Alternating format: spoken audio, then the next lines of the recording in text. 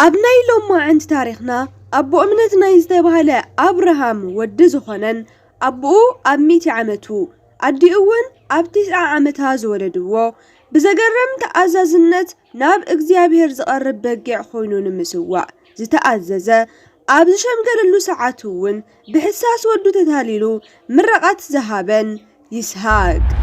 سلام زخبركم تغتاتلتي دامند عسر حادي ميديا همين يوخم دحنا ديخم أو للخمو سلامكم يزاح لما عنت دما بزعواتي ناي أبو مسرت زي حدقن نأجزيابير زآمنن ود أبراهام يسحاق ناي هو التاريخ كنرينا قدمي أوجنا تسعايش دشينة اتشعنت اتخونو تغتاتلتنا سبسكرايب كي قبركم اتري مخانكم يوتيوب نقرنا سلازي دما زخبركم تغتاتلتي نفيدنا لايك نشانلنا ون سبسكرايب بمقوار نكتجمروو بتحتنا يتحساسب دحر موت سارة أبراهام أبزشم قللو ساعات ناي خلو هافتو حلافن ناي قزو أزازن نزخونة أقل قاليو نودي يساق هايمانوت مس زيبلن كان أناويان نكي تمرعوو ناي سماي أملاخ بزخونة بإقزيابهر محال اللي وينقنا ناب عدين ناب أزمادين خيرخا نودي يساق سبيتك تدليل ليخا بمبال نابناي أبو عدي حاونا كور ناب زقمت ألو هاجر يلوخو اتي أقل قالي اون نابرهام هاندبت اتاقوال نابزين ممزا انت زي فقيداخه نيساق دو نابو كوسدو بمبالي حتو أبراهام اون كاب عدو بوي زوز أنن زامدرين كورساز فقد اللين اكزيابهير أب قدميخا ملأخو كلاخيو نودي يساق نابوك تملسوغنا كي تحسب اتاقوال مساخا نابزين ممزا انت زي دلايت اسخانة صايخا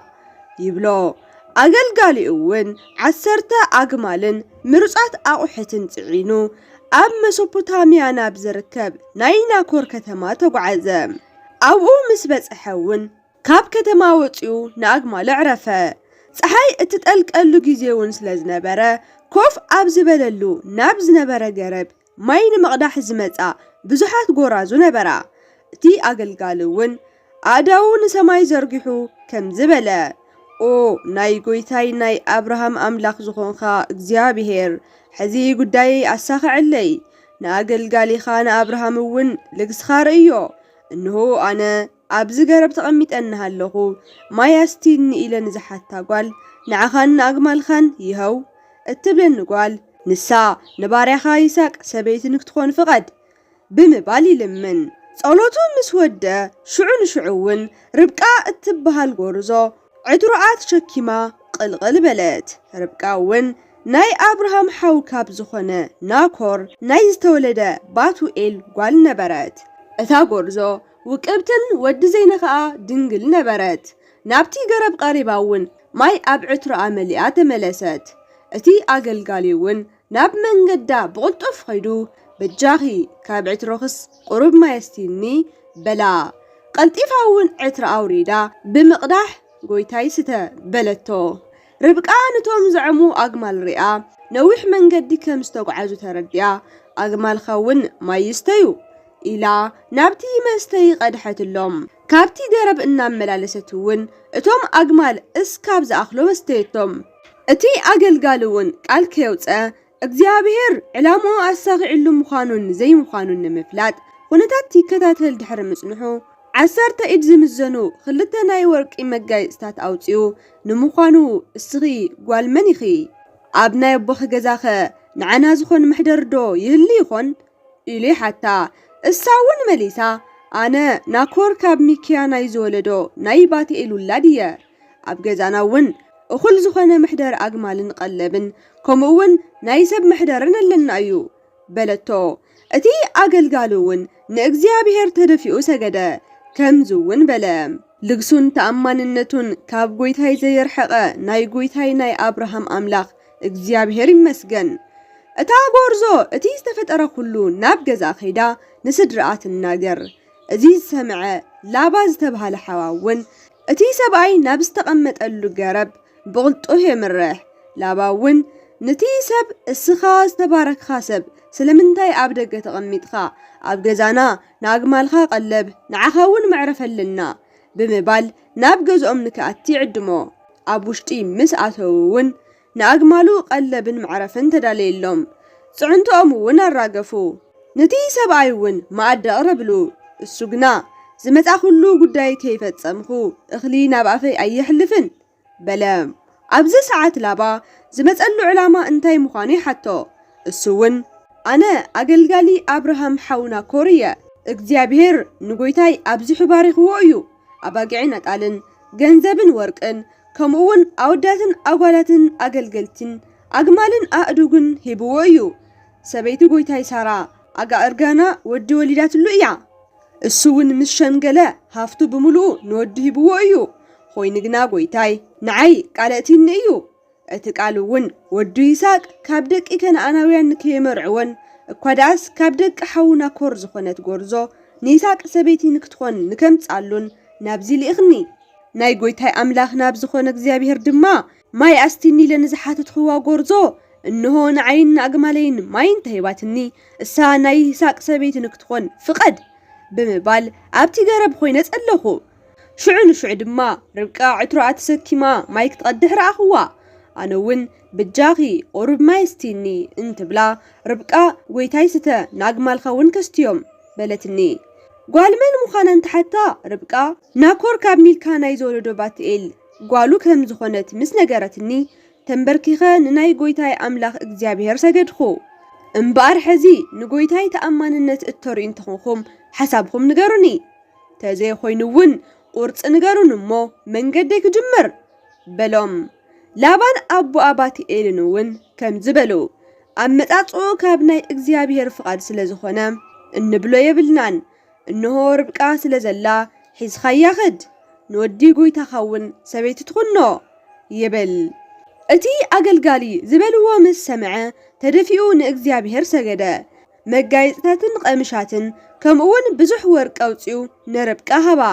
ንሓዋን ንኣዲኣን እውን ክባር ዝኾኑ ህብተታት ኣበርከተሎም ባዕሉን ምስኡ ዝመጹ ሰባትን እውን ኣብቲ ገዛ ሓደሩ ብጽባሒቱ እቲ ኣገልጋልን ሰባቱን ተላዒሎም ንባቱኤል ንታጎርዞ ሒዝና ናብ ዝመጻናሉ ንክንኸድ መርቐና ይብልዎ ባቱኤልን ስድሩኡን ግና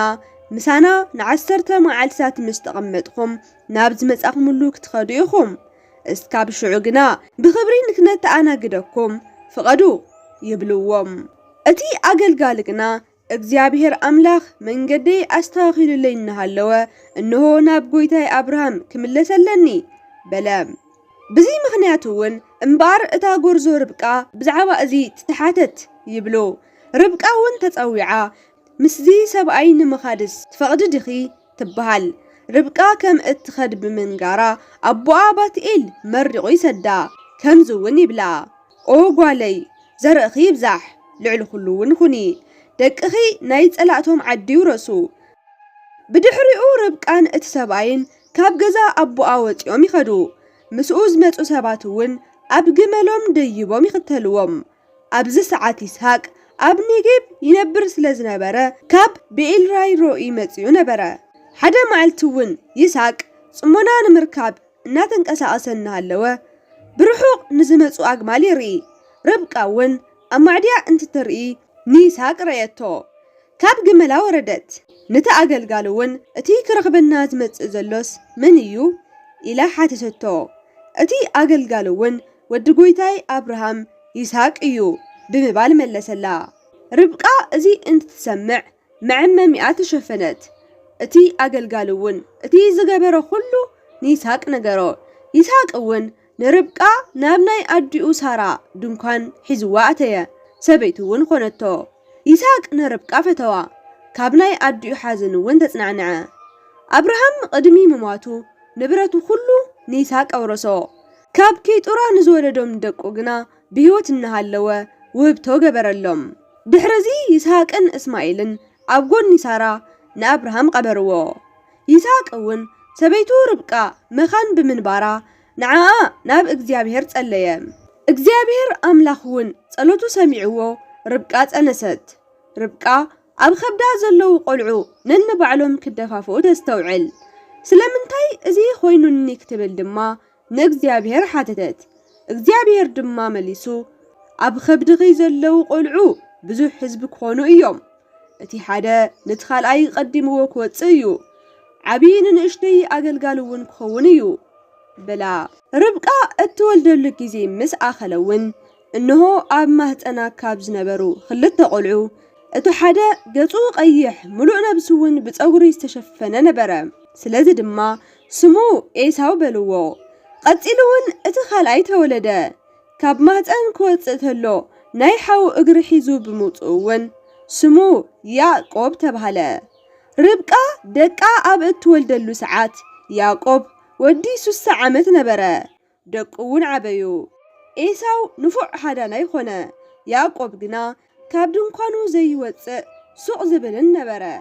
ይስሐቅ ካብ ሃደን ዝመፀ ስጋ ደስ ይብሎ ስለ ዝነበረ ንኤሳው ኣብሊፁ ይፈትዎ ነበረ ርብቃ ግና ንያዕቆብ ትፈቲ ነበረት ኣብ ናይ አብርሃም ዘመን ተፈጢሩ ከም ዝነበረ ዓይነት ጥሜት ብምፍጣሩ ይስሐቅ ናይ ፍልስጤም ንጉስ አቢሜሌክ ናብ ዝነብረሉ ናብ ጌሬራ ተጓዓዘ ኣብኡ እውን እግዚአብሔር ንይስሐቅ ተገሊጹ ከም ዝበሎ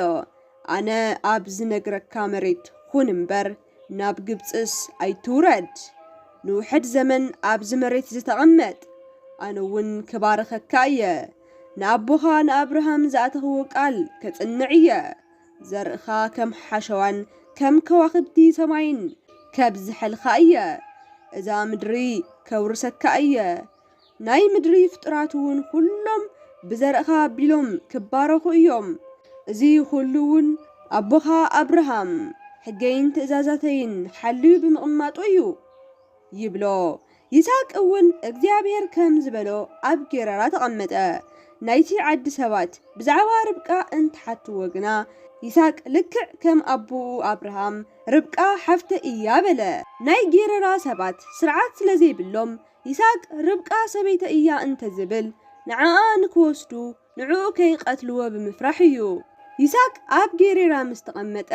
ናይ ፍልስጤም ንጉስ አቢሜሌክ ሓደ መዓልቲ ናብ ደገ ወፂኡ እንትርኢ ይስሐቅ ምስ ሰበይቱ ደቂሱ ይረኽቦ አቢሜሌክ እውን ንይስሐቅ ፀዊዑ ሰበይትኻ እናሃለወት ስለምንታይ ሓፍትኻ ምዃና ነጊርካና ካብ ማእኸልና ሓደ ንዓኣ ንምውሳድ ይዳለሎ ይብሎ ይስሐቅ ቀፂሉ በኣ ሰንኪ ህይወተይ ከይስእን ኢለ እየ ይብሎ አቢሜሌክ እውን ማንም ንሰበይቱ ንምውሳድ ዝፈተን እንተሎ ብሞት ይቀጣዕ ኢሉ ኣወጀ ይስሐቅ ኣብታ ምድሪ ዘርኢ ዘርአ እግዚአብሔር እውን ባረኸሉ ኣብ ሓደ ዓመት 100 ዕፅፊ የምርት ይስሐቅ ብጣዕሚ በዓል ጸጋ እስካብ ዝኾን ሃፍቲ ኣብ ልዕሊ ሃፍቲ እናተወሰኸሉ ኸደ ብዙሓት ኣባጊዕን ኣጣልን ብዙሓት ኣብዑርን ብዙሓት ኣዋልድን ኣወዳትን ኣገልገልትን እውን ስለ ዝነበርዎ ፍልስጤማውያን ተመናቀይዎ ኣቦ ኣብርሃም ብህይወት እናሃለወ ኣገልገልቲ ኣብርሃም ዝኳዓትዎም ናይ ማይ ጉድጓዳት ሓመድ ደፈንሉ እቲ ንጉስ አቢሜሌክ እውን ልዕሊና ሓያል ኮንካ ኢኻ እሞ ዓድና ልቐቐልና በሎ ይስሐቅ እውን ንምኻድ ተልዓለ ይስሐቅ እቲ ፍልስጤማውያን ዝደፈንሉ ናይ ኣቦኡ ጉድጓድ መሊሱ ምኩዓት ይጅምር ኮይኑ ግና ኣብ መንጎ ኣገልገልቲ ይስሐቅን ፍልስጤማውያንን ጎንፂ ብምፍጣሩ ይስሐቅ ነቲ ጉድጓድ እሱ ሓዲጉ ካሊእ ኩዓተ ብድሕሪኡ እውን ይስሐቅ ናብ ቤርሳቤህ ኸደ እግዚአብሔር ተገሊጹ እውን ከም ዝበሎ ኣነ ናይ ኣቦኻ ናይ ኣብርሃም ኣምላኽ እግዚአብሔር ምሳኻ እየሞ ኣይትፍራሕ ስለ ኣገልጋልየ ኣብርሃም ክብል እውን ክባርኸካን ዘርእኻ ከብዝሐልካን እየ በሎ ይስሐቅ እውን ኣብታ ቦታሳ መሰውእ ሰሪሑ ናይ እግዚአብሔር ስም ፀውዐ ድንኳኑ እውን ተኸለ ናይ ፍልስጤም ንጉስ አቢሜሌክ ካብ ጌራራ ተላዒሉ ይስሐቅ ናብ ዝተቐመጠሉ መፀ ይስሐቅ እውን ፀሊእኹምንን ኣባሪርኹምንን እናሃለኹም ስለምንታይ ናብ ዘለኽዎ መፂኹም ይብል አቢሜሌክ ቀፂሉ እግዚአብሔር ምሳኻ ከም ዘሎ ተረዲእና ኣለና ስለዚ ድማ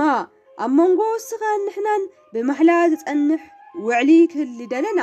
ናብ ዓድና ኣብ ዝመጻኻ ሰዓት ክፉእ ከይሰራሕና ከም ዘተኣናገድናካ ሕሰብ ይብሎ ይስሐቅ እውን ድግስ ደጊሱ أبلعمن أستيومن تيزر ليو محلا دحر مفتصامم ون يساق السنابتهم بسلامون خدو بدحريو أجلجلتي يساق متيوم ጉድጓድ ክዒቶም ማይ ከም ዝረኸቡ ይነግርዎ እሱውን ናይቲ ጉድጓድ ስም ሳቤ ኢሉ ሰየሞ እስካብ ሕዝውን እቲ ከባቢ ቤርሳቤ ተባሂሉ ይጽዋዕ ኤሳው ኣብ 40 ዓመቱ ኬጥያዊ ናይ ዝኾነ ብሄር ጓል ዮዲትን ኬጥያዊ ናይ ዝኾነ ኢኖን ጓል ቤዝሞትን የእቲ ብዘን ኣንሽቱ ሰንክውን ናይ ይስሐቅን ርብቃን ልቢ ይስበር ይስሐቅ አሪጉ አዒንቱ ተደኺመን ምርአይ ኣብ ዘጸገመሉ ሰዓት ንብኽሪ ወዱ ኤሳው ጸዊዑ ኦ ወደይ በሎ እሱውን ኣቦይ ኣለኹ ይብል ይስሐቅ ቀጺሉ እንሆ ኣነ ኣሪገ እየ መዓዝ ከም ዝሞትውን ኣይፈልጥን ስለዚ ድማ መሳርሕታት ሃድንኻ ተዓጠቕ ሃዲንኻ እውን ኣምጸለይ ቅድሚ ምሟተይ ንክምረቐካ እውን ከም ዝፈትዮ ጌርካ ኣብሲልካ ብልዕኒ በሎ ይስሐቅ ንኤሳው ዝነገሮ ሁሉ ትሰምዕ ዝጸንሐት ርብቃ ብቕልጡፍ ንወዳ ያዕቆብ ከምዚ ትብሎ ኣቦኻ ንኤሳው ኣብ ቅድሚ እግዚኣብሔር ምእንቲ ክምረቐካስ ዝፈትዮ ጣዕሚ ምግቢ ንክበልዕ ኣዳልወለይ ክብሎ ሰሚዐ እየ ኦ ወደይ ስምዕኒ ዝብለካ እውን ግበር ተልዓሉ እሞ ካብ ኣባጊዕና ክልተ ብርቱዓት ናይ ጤል ምኩት ኣምጸለይ ኣነ እውን ኣቦኻ ዝፈትዮ ዓይነት ምግቢ ከዳለ እየ ቅድሚ ምሟቱ ንክምረቐካ እውን ሒዝካሎተ ትብሎ ያዕቆብ እውን ንኣዲኡ ከምዚ ኢሉ መለሰላ ሓወይ ኤሳው ሰብነቱ ጨጓር እዩ ኣነ ግን ሰብነተይ ልስልስ እዩ ኣቦይ እንተነኸአኒ ከም ዘታለልኽዎ ክርዳእ እዩ ብድሕሪ እዚ ድማ ክንዲ ምረቓ መርገም ዝበጽሐኒ በላ ኣዲ እውን ኦ ወደይ ናትኻ መርገም ንዓይ ይኹነኒ ዝበልኩኻ ጥራሕ ግበር በለቶ እሱውን ኣዲኡ ከም ዝበለቶ ገበረ ርብቃ እውን ይስሐቅ ከም ዝፈትዎ ጌራ ምግቢ ሰርሐት ርብቃ ኣብ ገዛ ዝቐመጠቶ ናይ ወዳ ኤሳው ክዳን ንያዕቆብ ኣልበሰቶ ናይ ያዕቆብ ልስሉስ ክሳድ ንከይፍለጥ ድማ ናይቲ ጤል ቆርበት ገበረትሉ እቲ ዘዳለወቶ ምግቢ ኣትሒዛ ድማ ናብ ይስሐቅ ሰደደቶ ያዕቆብ ኦ ኣቦይ በለ ይስሐቅ እውን ኣለኹ ወደይ እስኻ መን ኢኻ በሎ ያዕቆብ ቀጺሉ ኣነ ብኽሪ ወድኻ ኤሳው እየ እንሆ ከምቲ ዝበልኻኒ ገይረለኹ ንክትምርቐንስ ሃዲነ ካብ ዘምጻኽዎ ብላዕ ይብሎ ይስሐቅ እውን ብኸመይ ደኣ ቀልጢፍኻ መጺኻ ይብሎ ያዕቆብ እውን ኣምላክኻ እግዚኣብሔር ሓጊዝኒ ኢሉ ይምልስ ይስሐቅ ኦ ወደይ ብርግጽ እስኻ ወደይ ኤሳው ምዃንካ ንክፈልጥስ ቀረብ እሞ ክድህስሰካ በሎ ያዕቆብ እውን ቀረበ ይስሐቅ ዳህሰሶ ከምዚ እውን በለ ድምፅኻ ናይ ያዕቆብ ሰውነትኻ ናይ ኤሳው እዩ በለ ናይ ያዕቆብ ኣእዳው ከም ናይ ኤሳው ጨጓር ስለ ዝነበረ ይስሐቅ ያዕቆብ ምዃኑ ክፈልጦ ይኽኣለን ንያዕቆብ እውን ባረኾ እግዚኣብሔር ዝናብን ዝተትረፍረፈ እኽልን ይሃብኻ መንግስታት ይገዝኡልኻ ኣሕዋትኻ ኩሎም ይስገዱልኻ ዝረግሙኻ ዝተረገሙ ዝምርቑኻ ዝተመረቑ ይኹኑ በሎ ይስሐቅ ያዕቆብ መሪቑ እንትትውድእ ኤሳው ካብ ሃደን ይምለስ ዘዳለዎ ምግቢ ሒዙ እውን ናብ ይስሐቅ ብምቕራብ ኦ ኣቦይ ንክትምርቐንስ ሃዲነ ካብ ዘምጻኽዎ ብላዕ ይብሎ ይስሐቅ እውን እስኻ መን ኢኻ ይብሎ እሱ እውን ኣነ በኽሪ ወድኻ ኤሳው እየ ከም ዝኣዘዝኻኒ እውን ፈጺመ ኣለኹ ይብሎ ኣብዚ ሰዓት ይስሐቅ እናተንቀጥቀጠ ቀዲሙ ሃዲኑ ዘምጻለይ ደኣ መን እዩ እስኻ ቅድሚ ምምጻእኻ ኣቕሪቡለይ በሊዐ ዝመረቕኽዎ ብርግጽ እሱ እዩ ዝተባረኸ ዝኾን በሎ ኤሳው እዚ ሰሚዑ ኣብ ቅድሚኡ ኣምሪሩ ነብዐ ነብኡ እውን ኦ ኣቦይ በጃኻ ንዓይ እውን መርቐኒ በሎ ይስሐቅ ግና ሓውኻ ኣታሊሉኒ ምረቓኻ ወሲዱልኻ እዩ በሎ ኤሳው እውን ያዕቆብ ቀዲሙ በኹርነተይ ሰሪቕኒ